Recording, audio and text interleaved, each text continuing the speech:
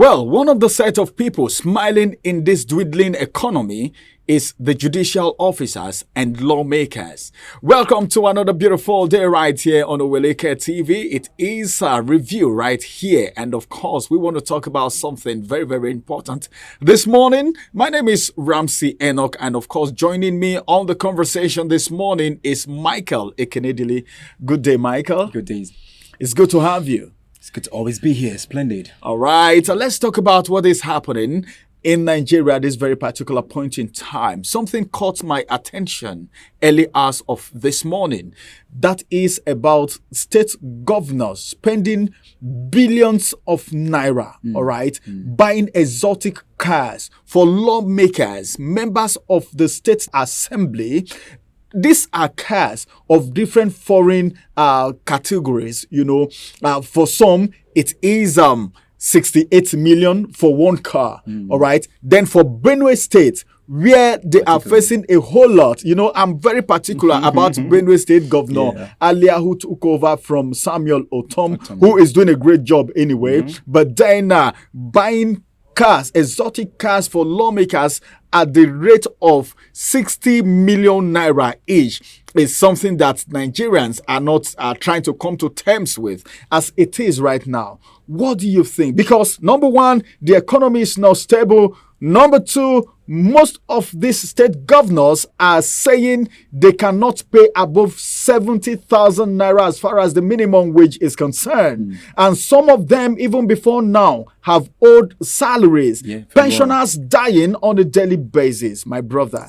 So what do you think, looking at this? Is this some form of the governors trying to play around the lawmakers so that when they do some things, it will go under the carpet? It's something else. When Abba Kabiru, Kano State governor, splashed 2.7 billion naira on exotic cars for State House of Assembly members. Oh my goodness. It's funny, actually. Oh my goodness. I don't know what to say, funny. But it is very, very disheartening and unscrupulous. It's a wickedness on the side of the state against the state, because most labor workers, most pensioners are still crying for their pensions in Kano State. I mean, there are several things that needed to be done, priorities that needed to be done. But then you're buying 68 million naira each SUVs for members of State House of Assembly. Oh my goodness. Now, we'll move to Benue because it is outlined according to those that spend so much. Yeah, they hire. If you look at it in the papers, they started with 68 million naira for Benue. That was a state in the north. Yes. Then Benue spent 60 million naira. That's for one SUV for a lawmaker. Then they moved to Gombe. Gombe spent 33.5 million for each cars. For each lawmakers. Then others, we have 19 Delta, 19 million. I mean, these prices are outrageous and stupendous. Why would you spend such an exorbitant amount for cars and people in the rural communities have no access to durable water, electricity, employment, food, shelter? They don't even have palliative measures. We're not giving to cushion the effect of poverty. Many of the states have issues of insecurity. Roads are deplorable. And don't be surprised that these SUVs may actually be bulletproof. Yes. They may be bulletproof because most times you see them protecting themselves, not minding what the people are going through, because they feel if you want to kidnap them, you cannot shoot into their cars and all of that. But the ordinary Nigerians are facing a whole lot. So I don't know. Now, Michael. Even Ebonyi Easterners, I thought they would be frugal and meticulous with spending. 51 million naira was what they bought for That's for Ebonyi, for each lawmaker. For Ebonyi State. And the one that is least just Ondo, 19 million naira for cars. Okay, they were considerate. That's considerate to 19 million naira. We're still calling that considerate. Because if you want to compare 68, 60, 33, then you begin to compare, then you come to 19. It's actually considerate, if you ask me. It's a bit okay. I mean, you would think that these are lawmakers. Do they actually hear the plight of Nigerians? The decadence in Nigeria economy, it's so much that we're crying every day about it. We're talking about it, and these people are still spending stupendously. when Tinubu came to government, I had a time that there's an allocation that Tinubu made for a house in Lagos, even though he has a house here in Abuja, his own house. Presidency wants to have another house in Lagos because he said Lagos is my second home. To build his own, aside from the cars, exotic cars. In the midst of the economic course. In the midst of the removal of fuel subsidy, the plight of Nigerians, Nigerians mourning, lamentations, crying for hunger, unemployment, insecurity, no electricity. They still went ahead to buy these exotic cars. And someone who is watching will think, what are they thinking? What are they actually thinking? What are they actually thinking? That's the thing. Now, Michael, let me find out from you. These governors, what do you think is the reason for them doing this? Because it is in the same state that somebody is looking for what to eat. Yeah. All right. It is in the same state that we are hearing of insecurity. People cannot go to farm anymore. All right. And in some of these states, we've not heard that they've done anything. The governors are the number one chief security of the state. Very well. All right. So as it is, what do you think is the reason behind this? Ignoring these major aspects.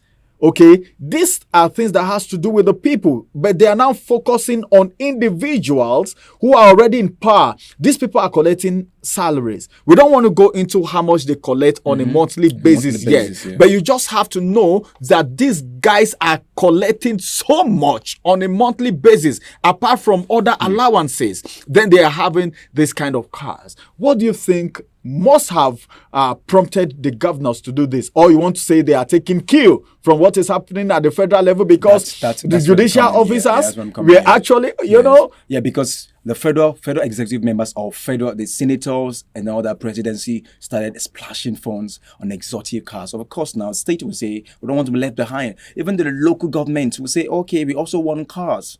Those ones were not listed. So imagine if you go to every localities in every local government and you see that each chairman, councillor, of course now, they want to drive their own exotic cars too. And those prices will be also exorbitant. I mean, if you dig in more, you will see that, okay, they felt that since the federal government, who is apex, has showed us the way, we don't want to look like we don't have the money to splash on exotic cars. So since the federal lawmakers are enjoying these things, let's also enjoy it. That's the mindset. But then, don't you think this may affect, because you made mention of the local government council chairman and all of that. Now, they are clamoring for the autonomy of the local government.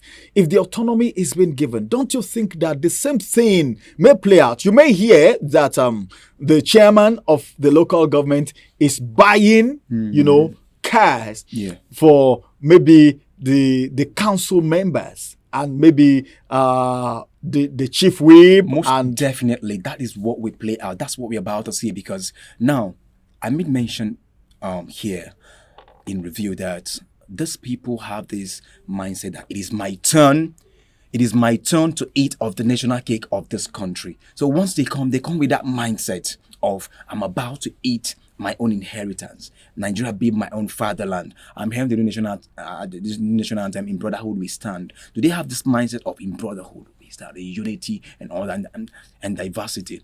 Most of these people have this entitlement mentality that Nigeria owes me.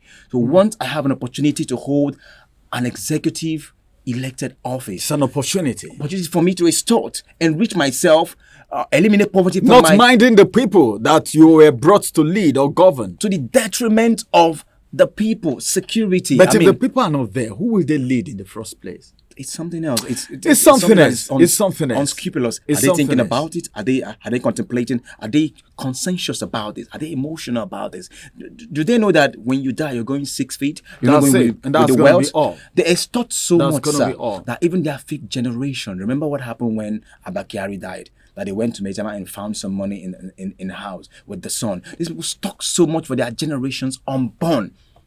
Entitlement mentality. Every leader goes with that mindset that let me enrich myself because I don't know that if I'll be in this portfolio, if I'll take this office for some years. Now that I'm here, let me enrich myself, enjoy everything, build houses, travel abroad. Okay, imagine what is happening. Some things are happening and some people are traveling today in the newspaper. Okay, yeah. The ILO conference, even though Labour is supposed to be sitting, having a talk with some executive.